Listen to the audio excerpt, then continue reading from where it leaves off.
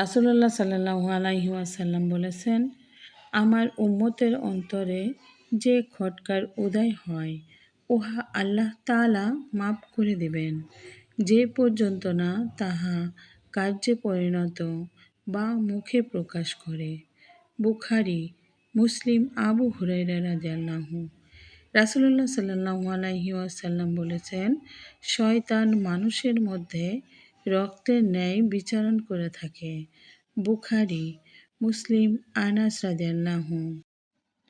রাসূলুল্লাহ সাল্লাল্লাহু আলাইহি ওয়াসাল্লাম বলেছেন, প্রসবকালে শিশুর চিৎকার শয়তানের খোঁচার কারণে। বুখারী, মুসলিম। আবু হুরায়রা রাদিয়াল্লাহু।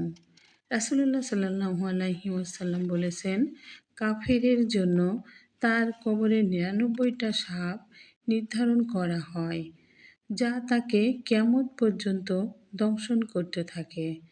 সাপগুলোর কোনো একটা সাপ যদি জমিনে একবার নিঃশ্বাস ফেলত, তাহলে জমিনে কখনো সবুজ ঘাস জন্মাত না। দারিমী। আবু সাঈদ খুদরী রাদিয়াল্লাহু। রাসূলুল্লাহ সাল্লাল্লাহু আলাইহি ওয়াসাল্লাম বলেছেন, যে ব্যক্তি কোরআনে নিশ্চিত ইলম ব্যতীত মন গড়া কোনো কথা বলবে, সে যেন তার স্থান জাহান্নামে তৈরি করে নিল। তিরমিজি। আব্দুল্লাহ ইবনে আব্বাস রাদিয়াল্লাহু। রাসূলুল্লাহ সাল্লাল্লাহু আলাইহি ওয়াসাল্লাম বলেছেন, মিথ্যাবাদী হবার জন্য এতটুকুই যথেষ্ট যে যা শুনবে সত্যতা যাচাই না করে তাই বলবে। মুসলিম। আবু হুরায়রা রাদিয়াল্লাহু।